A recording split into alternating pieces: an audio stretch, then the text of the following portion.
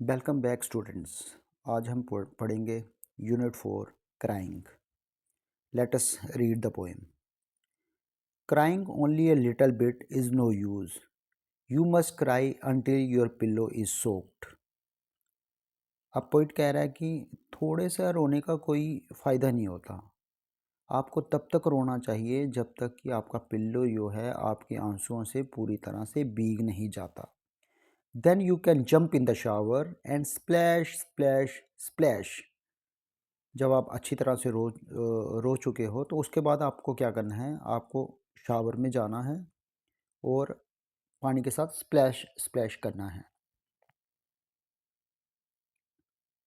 Then you can throw open your window and ha ha ha ha and if people say hey what's going on up there, ha ha ha sing back, happiness was hiding in the last chair, I wept it, ha ha हा। Poet उसके बाद कहता है कि shower में नहाने के बाद आपको क्या करना है, अपनी विंडो खोल देनी है और ज़ोर ज़ोर से हंसना है, हा हा हा हा। और अगर लोग पूछें कि भाई क्या चल रहा है, तो फिर से उनको गाते हुए कहना है, हा हा हा। Happiness was hiding in the last year. वो जो खुशी थी ना, वो जो मेरा लास्ट आंसू चला गया, उसमें वो हैप्पीनेस थी और मैंने उसको साफ कर दिया है, हा हा हा। देखिए बड़ी ही अच्छी पोइम है, इसमें बहुत अच्छा मैसेज दिया हुआ है कि कभी भी आप दुखी होते हो, आपका मन अच्छा नहीं लग रहा होता आपको, तो आप थोड़ा सा रोके तो क्या होता है कि उससे आपका मन हल्का नहीं होता, फिर आपको बार बार वैसा ही मन आपका होता है। इसलिए आप दुखी हो, आपका मन खराब है, किसी बात से आपको अच्छी नहीं लगी है, तो आपने क्या करना है, अच्छी तरह से रो लेना, अच्छी तरह से रो लेना, इतना रोना है कि आपका जो पिल्लो है वो भीग जाए। लेकिन उसके बाद क्या करना है, जब आपने अच्छी तरह से रो लिया, उसके बाद जाके आपने क्या करना है, शावर लेना है। शावर लेके पानी के साथ प्ले प्ले करना है, उससे क्या होगा कि आपका मूड अच्छा हो जाएगा। उसके बाद आपने बाहर आ जाना है और सबके साथ हंस के बात करनी है, इस तरह से बात करनी है कि जैसे आपको कोई दुख कभी था ही नहीं। इस ब्यूटीफुल पोएम के पोइट जो हैं वो हैं गैल्वे कैनल। अब नेक्स्ट देखते हैं इसकी एक्सरसाइजेज में क्या क्या है। सबसे पहले हैं new words. Soaked, completely wet. Soaked का मतलब है कि पूरी तरह से भीग जाना, पूरी तरह से गीला हो जाना। Shower, bath in which water is spread from above. Shower, shower वो नहाना होता है जिसमें पानी आपके ऊपर से आता है, आपके हेड पे पड़ता है। Wept, shed tears cried. Wept का मतलब है आंसू बहाना, रोना। Next is let's read. इसमें फर्स्ट है according to the poet, should you cry a little or should you cry a lot, what do you think. Poet क्या कह रहा है कि हमें थोड़ा सा क्राई करना चाहिए, थोड़ा सा रोना चाहिए, या हमें ज़्यादा रोना चाहिए। हमें जो इस पोइम में है उसमें ये है कि हमें ज़्यादा रोना चाहिए ताकि हमारे अंदर का जो भी दुख है वो सारा बाहर आ जाए। तो इसका आंसर हम इस तरह से लिख सकते हैं कि according to the poet we should cry a lot. Second is what can you do after crying a lot. आपने जब बड़ा ज़्यादा रो लिया उसके बाद आपने क्या करना है। उसके बाद पोएम में पोएट ने कहा है कि आपने सबको अपना हैप्पी फेस दिखाना है। आपने किसी को ये नहीं पता लगने देना कि मैं दुखी था, मुझे कोई चीज़ बुरी लगी है। तो इसमें हम इस तरह से लिख सकते हैं कि after crying a lot we should show our happy face to others. Third है read the first two lines of the poem. Is the mood happy, sad, angry, jealous, upset? कह रहा है कि जो पोइम की फर्स्ट टू लाइन्स है उनको पढ़िए और बताइए कि उन पोइम से आपको कैसा मूड लग रहा है, हैप्पी है, सैड है, एंग्री है, जेलस है या अपसेट है। तो चलिए पहले हम दो लाइनें पढ़ लेते हैं। Crying only a little bit is no use. You must cry until your pillow is soaked. इन दो पोइम से तो हमें नहीं लग रहा कि कोई दुखी है।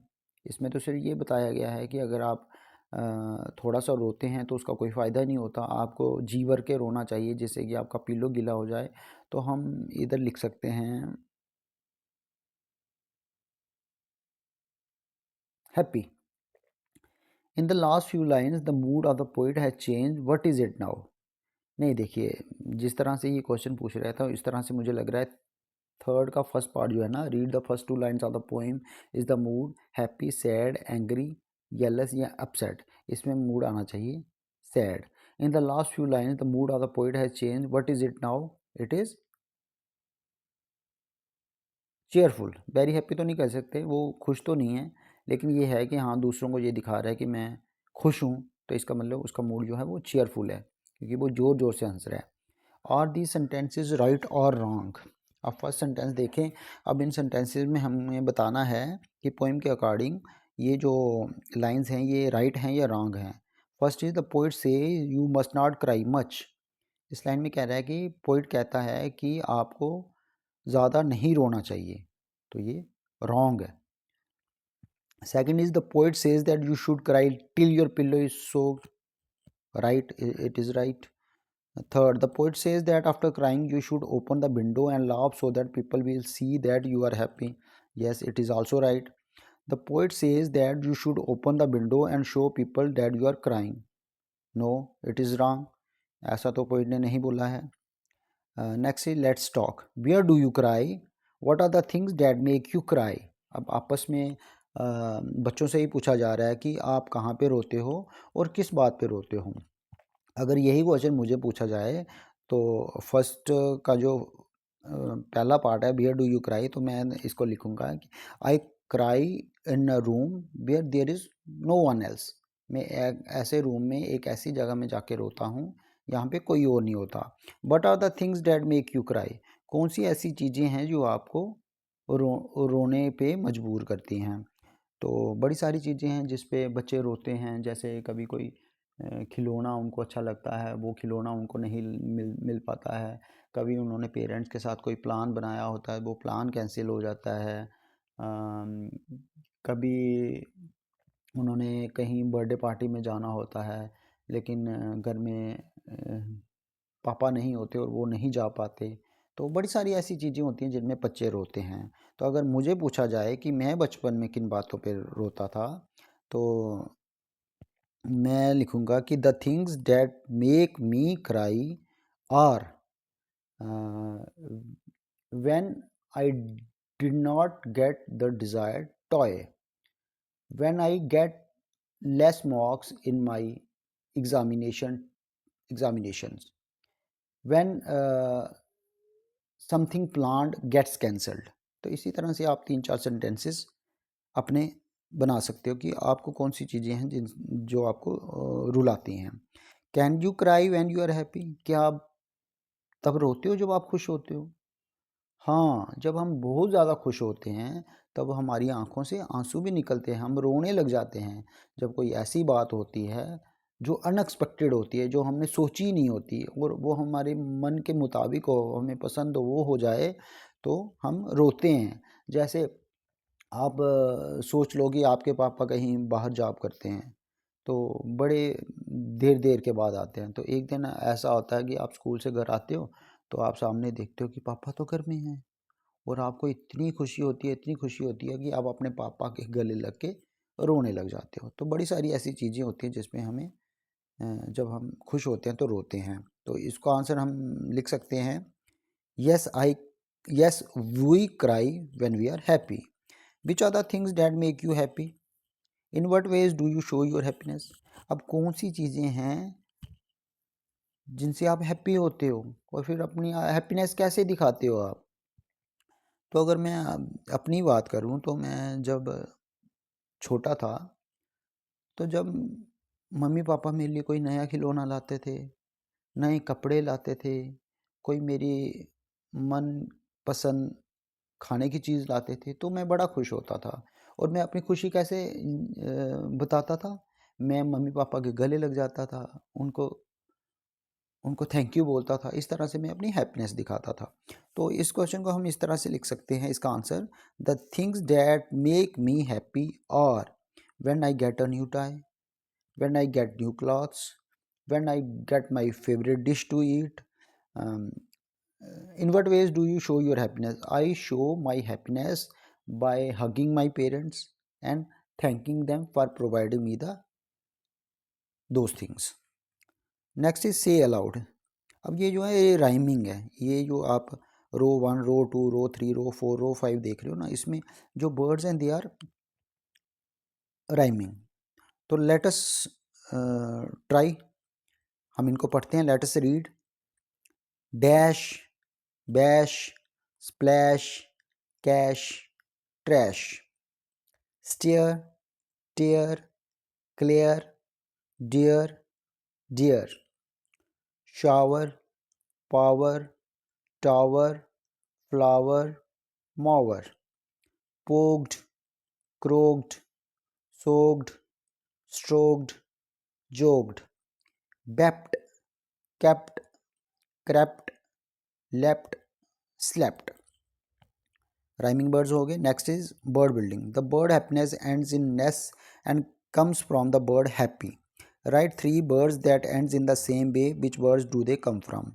अब यहाँ पे ये हैप्पीनेस का, बर्ड हैप्पीनेस का एग्जांपल दे रहा है कि हैप्पीनेस जो है वो नेस पे एंड होता है, और ये हैप्पीनेस बर्ड आया कहाँ से, हैप्पी से।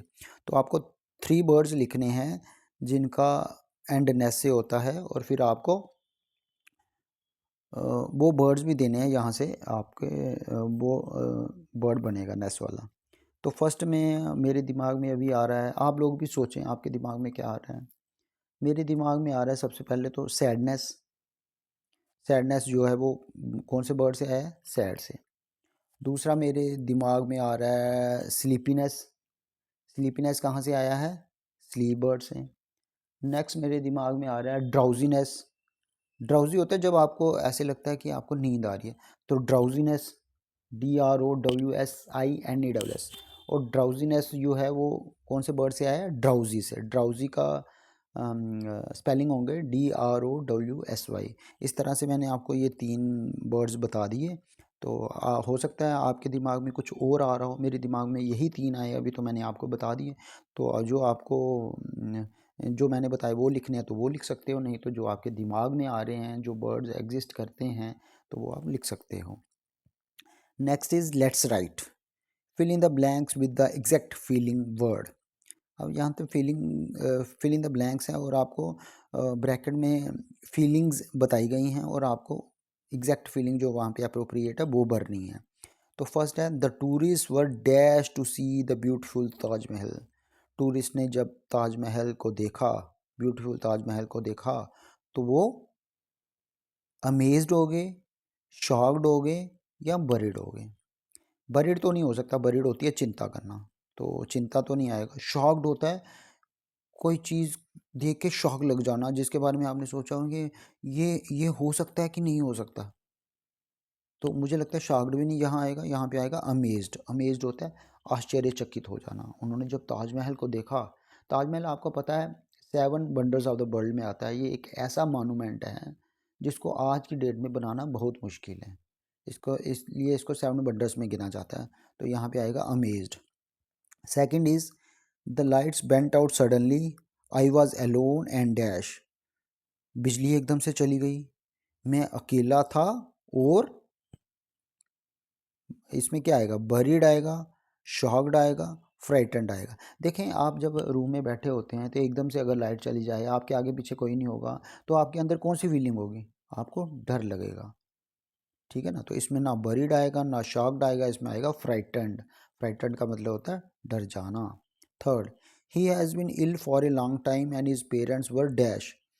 वो बहुत देर से बीमार था, और उसके पेरेंट्स क्या होंगे, अनहैप्पी, बरीड, या एंग्री। इधर आएगा buried, and his parents were buried, उसके पेरेंट्स चिंता कर रहे थे। फोर्थ है, the shopkeeper was dash when he saw his safe wide open with all his money missing. एक शॉपकीपर था, उसने देखा कि उसका सेफ जो है वो खुला हुआ था, और उसमें से जितने भी उसने पैसे रखे थे वो सारे चोरी हो चुके थे। तो इसमें क्या आएगा, अनहैप्पी आएगा, शॉक्ड आएगा, या एंग्री आएगा। द शॉपकीपर वॉज शॉक्ड, क्योंकि देखो उसने तो सेव में पैसे रखे थे ना, सेव में पैसे सेफ होते हैं, वहाँ से चोरी होने के चांस बड़े कम होते हैं। तो लेकिन वो जो बड़ा कम, जो इम्पॉसिबल सी चीज़ थी वो हो गई, तो यहाँ पे आएगा shocked. Next is creative writing. Narrate an incident when you have experienced happiness, excitement, surprise. You can use the following clues. अब आपने कोई एक ऐसा इंसिडेंट बताना है अपने एक्सपीरियंस से जिसमें आपको ये या तो हैप्पीनेस हुई हो या एक्साइटमेंट हुई हो या आप सरप्राइज हुए हों। और आप वो सब लिखने के लिए आपको यहाँ पे कुछ क्लूज दिए गए हैं। विद हुम, आप किसके साथ थे। व्हेन डिड इट हैपन, वो कब हुआ। बाय, क्यों हुआ। बियर, कहाँ हुआ। तो इन चीज़ों को यूज़ करके आपने यहाँ पे एक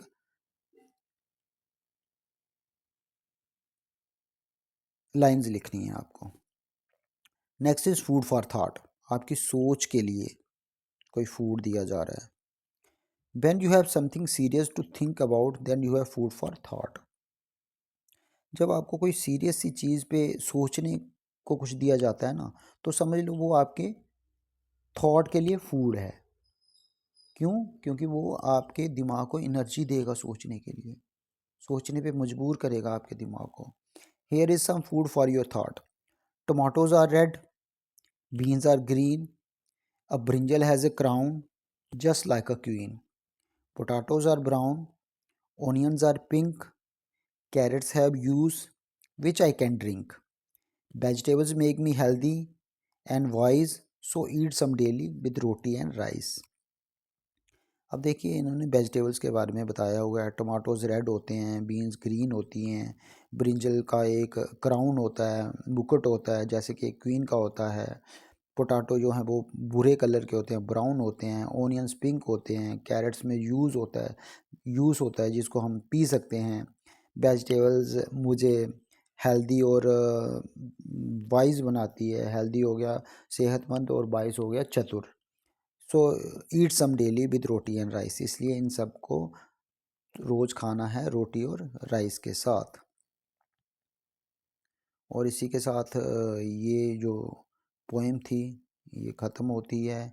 इसकी एक्सरसाइज भी हमने कर ली। मुझे लगता है कि आपको ये सब पढ़ने में मज़ा आया होगा और आपको जो एक्सरसाइज मैंने कराई हैं वो आपकी मदद करेंगी। तो अब जब तक मेरा नेक्स्ट लेसन तैयार होता है तब तक के लिए मैं आपको कहूँगा कि आप रोज़ रीडिंग किया करें। रीडिंग करने से क्या होता है कि आपकी वोकेबलरी इम्प्रूव होती है, आपकी लर्निंग पावर इम्प्रूव होती है। तो इसीलिए आपको रोज़ रीडिंग करनी चाहिए। कम से कम मैं कहता हूँ एक लेसन तो ज़रूर पढ़ना चाहिए दिन में। जब तक मेरा नेक्स्ट वीडियो आता है तब तक के लिए bye and thank you for watching.